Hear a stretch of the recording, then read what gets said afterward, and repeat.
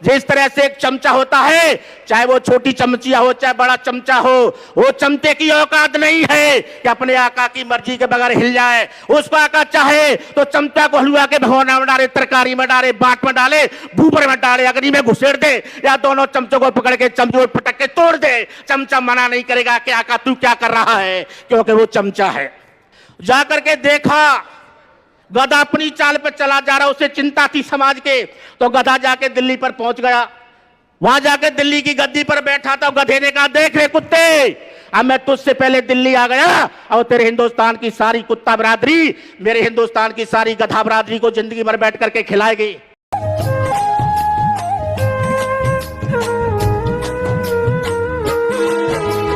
आज शहर है सूना सूना लाला बिना तुम्हारे, आज शहर है सोना सोना लाला बिना तुम्हारे। हम दुखियों को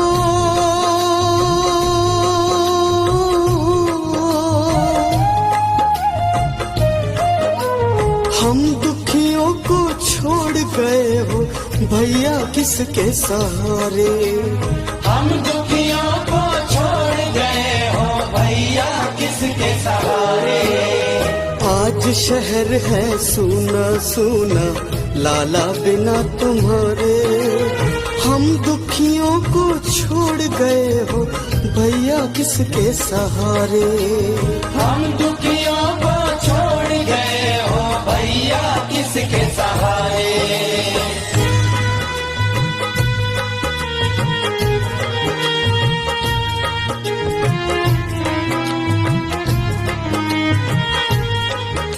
ऐसा क्या हम सभी को मालूम है, आज हम अपने मसीहा जननायक सुखलाल कुशवाहा जी, जिन्होंने हमें राजनीति का पाठ पढ़ाया, आज हम उनकी जयंती मना रहे हैं। निश्चित तौर पर साथियों, मैं आज भाषण नहीं दूंगा,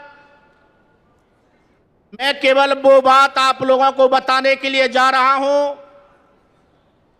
जो परम पूज्य सुखलाल कुशवाहा जी ने पूरे देश के कोने कोने में जा जा करके बताई थी। जब वो बोलते थे तो मैं उनकी बातों को नोट करता था। मेरे पास उस समय मोबाइल नहीं था, लेकिन कुछ लोग थे, उनके मोबाइलों में रिकॉर्ड करके बाद में सुनता था। निश्चित तौर पर वो ऐसे समय पर पैदा हुए जब ये अनुसूचित जाति, जनजाति, पिछड़ा और माइनॉरिटी राजनीति से कोसों दूर थी। कृषि से सोच बनती है, सोच से एक ताकत पैदा होती है और ताकत से हौसले बुलंद होते हैं। दुनिया का कोई भी युद्ध तोपों तलवारों से नहीं जीता जाता, युद्ध हमेशा हौसलों से जीता जाता है, ये वो कहा करते थे। मेरे साथियों, ये हौसले कहीं से आते नहीं, बल्कि हौसले इतिहास को पढ़ने के बाद आते हैं। हौसले से बड़ा हथियार और संबंधों से बड़ी दौलत दुनिया के धरती में कोई दूसरी नहीं है, आदरणीय सुखलाल कुशवाहा जी कहा करते थे। निश्चित तौर पर साथियों, वो छोटे छोटे लोगों को लेकर के साथ चले तो उन्होंने कहा कि मुझे बड़े लोगों की दया की जरूरत नहीं है, मुझे तो केवल आप लोगों की दुआओं की जरूरत है, इसके अलावा मुझे कुछ नहीं चाहिए।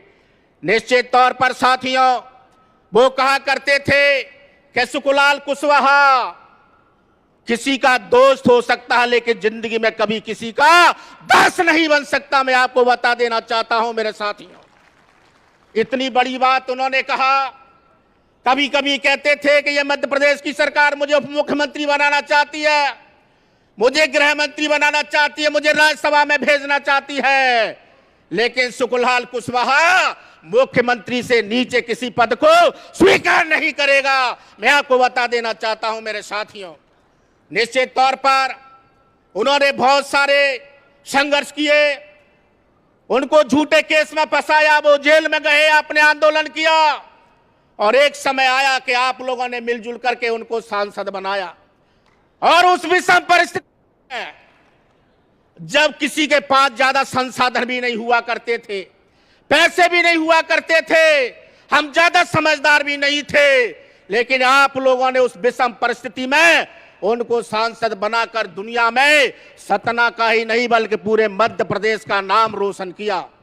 और इसी तरह से आज जैसे अभी हमारे भाई कह रहे थे कि सरकार की एजेंसी, यहाँ पर पुलिस, यहाँ पर मीडिया, यहाँ पर पैसा या दारू या शराब या प्रशासन या ईवीएम या तमाम सारे लोगों के, अमित और मोदी और तमाम सारे नेताओं के सतना में आने के बाद आप लोगों ने यहां से भाई डब्बू को चुनाव जिताया है, इसके लिए मैं आपको धन्यवाद देना चाहता हूं। निश्चित तौर पर आप सच्चे सुखलाल कुशवाहा जी के अनुयायी हैं।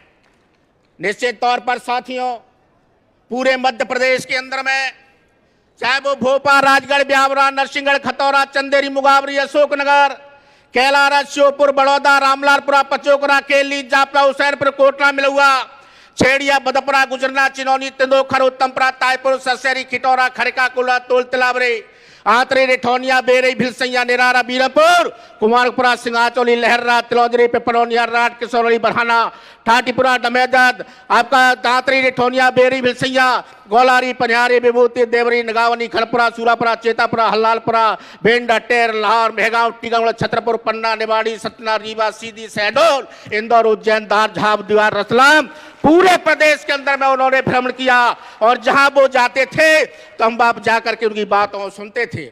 निश्चित तौर पर साथियों, वो कहते थे आज जो 85% के लोग हैं, निश्चित तौर पर ये 85 के लोग जब इकट्ठे हो जाएंगे तो निश्चित तौर पर हम अपने बाप दादों का खोया हुआ राजपाट हासिल कर सकते हैं। मैं इस मौके पर आपको बता देना चाहता हूं मेरे साथियों, आज भारत के बहुजन समाज के ऊपर विपत्ति के बादल मंडरा रहे हैं। हमारा भविष्य खतरे में है। आगे आने वाली हमारी औलाद जो हमारी सबसे बड़ी पूंजी है, जो हमारी सबसे बड़ी संपत्ति, जो हमारी सबसे बड़ी दौलत है, आगे आने वाली हमारी जो भावी पीढ़ी है, वो मेरे साथियों इस समय पर खतरे में है। इस देश का लोकतंत्र खतरे में है, इस देश का संविधान खतरे में है। मैं आपको बता देना चाहता हूं मेरे साथियों, निश्चित तौर पर आप लोगों से मेरी अपेक्षा है कि अभी तो देश आजाद हुए ज्यादा दिन नहीं हुए हैं, हम पढ़े लिखे नहीं थे, पढ़ाई लिखाई पर बंदिश थे, जैसे तैसे हम पढ़ लिख करके कुछ तैयार हुए, थोड़े समझदार हुए। हम जब नौकरियों में जाने की सोच रहे हैं तब तक भारत के संविधान को खत्म करने की बात शुरू हो गई है। इस देश का लोकतंत्र खतरे में है। 2024 के बाद मैं आपको बता देना चाहता हूं, अगर मोदी आ गया तो हो सकता है इस देश में जैसे चीन में, रूस में, जापान में, इंग्लैंड में, फ्रांस में, जैसे तमाम सारे 18 देशों में चुनाव बंद कर दिए गए हैं, उसी तरह से भारत से चुनाव बंद हो जाएंगे। मैं आपको बता देना चाहता हूं, ये हमारे लिए बहुत बड़ी बुरी बात होगी। निश्चित तौर पर साथियों, जिस दिन चुनाव बंद हो गए, जिस दिन हमारा वोट डालने का अधिकार खत्म हो गया, उस दिन तुम्हारी हमारी औकात कुत्ते और बिल्लियों से भी बुरी हो जाएगी। आज हमारी अगर इज्जत है तो हमारे वोट की वजह से है। जिस दिन हमारा वोट हमसे छीन लिया जाएगा उस दिन हम कुत्ते बिल्लियों से भी बुरी जिंदगी जिएंगे। मैं आपको बता देना चाहता हूं और यही होने वाला है। निश्चित तौर पर मैं आपको बता देना चाहता हूं मेरे साथियों, एक कुशवाहा, यादव, रावत, धाकर, मुस्लिम, माए, धिवरकेर, नाई, सप्ता, धोबी, गुजर, तेली, तंबोली, ओजाधीर, बड़ई, कोली, गडरिया, नटवा, खाती, मल्लाबा, तम्हार, मिनहदिया, काची, केवट, नाइक, मेहरा, नाट, मैतर, साई, सैर, पासी, कुरबे, कुनबे, मालीबास, जाट, गुजर, पंजाबी, धड़त, सा, खवास, रामदसिया, बलिंग, बरागे, जगह, खते, पठान, मार, लोध, यहीर, कंजर, मियाँ खान, पठान, परोस, कहार, कंजर, सासी, चौधरी, सोनिया, डोली, दास, बघेल, निषाद, पासी, मेहता, खा, तमाम सारी बिरादरी के लोगों, आप मेरी बात को ध्यान से सुन लो। अगर कहीं अब की कांग्रेस नहीं आई तो हमारी तुम्हारी सबकी औकात कुत्ते और बिल्लियों सी हो जाएगी। मैं आपको बता देना चाहता हूं निश्चित तौर पर साथियों, हमें ज्यादा खतरा उन लोगों से नहीं है जितना खतरा हमें अपने लोगों से है।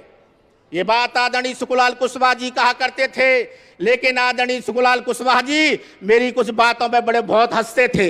जब मैं भाषण देता था तो मुझे पहले ही कह देते, कुशवाहा जी वो बात जरूर कहना। बोले वो कौन सी बात है? अगर वो सुन रहे होंगे तो निश्चित तौर पर बड़े खुश होंगे।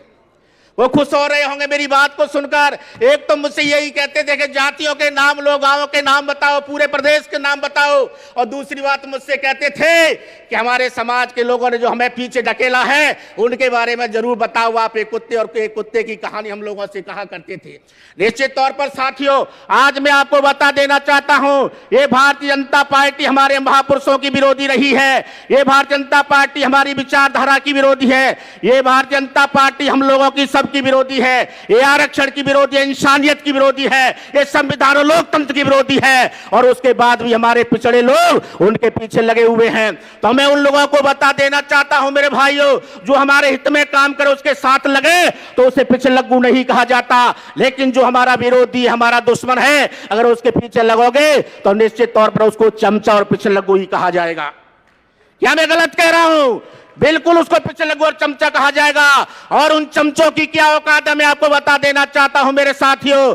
जिस तरह से एक चमचा होता है, चाहे वो छोटी चमचिया हो चाहे बड़ा चमचा हो, वो चमचे की औकात नहीं है कि अपने आका की मर्जी के बगैर हिल जाए। उसको आका चाहे तो चमचा को हलवा के भगोना में डाले, तरकारी में डाले, बाट में डाले, भूपर में डाले, अग्नि में घुसेड़ दे, या दोनों चमचों को पकड़ के चमचे पटक के तोड़ दे, चमचा मना नहीं करेगा कि आका तू क्या कर रहा है, क्योंकि वो चमचा है। वो चमचा है साथियों। जिस तरह से पशु के पीछे पूंछ लटकी रहती है, और वो पूंछ कितनी भी लंबी तगड़ी हट्टी कट्टी मोटी ताजी क्यों ना हो, लेकिन वो पूंछ अपने आका की मर्जी के बगैर हिल नहीं सकते। चाहे वो कुत्ता की, कुतिया की, लंगूर की, बंदर की, भालू की, चिंपांजी की, हाथी की, किसी की पूंछ हो, पूंछ अपने आका की मर्जी के बगैर नहीं हिल सकती है। एक काले मुंह का बंदर देखा है आपने, जिसको लंगूर कहते हैं। उसका शरीर तो इतना होता है, लेकिन उसकी पूंछ 1.5 बैमा की होती है। लेकिन वो 1.5 बैमा की पूंछ भी अपने आका लंगूर की मर्जी के बगैर हिल नहीं सकती है। आका इधर चाहे तो इधर, इधर चाहे तो इधर, और ऊपर चाहे तो ऊपर, और नीचे भी चाहे तो बेचारी 1.5 बैमा की नीचे भी घुसेड़ देता है।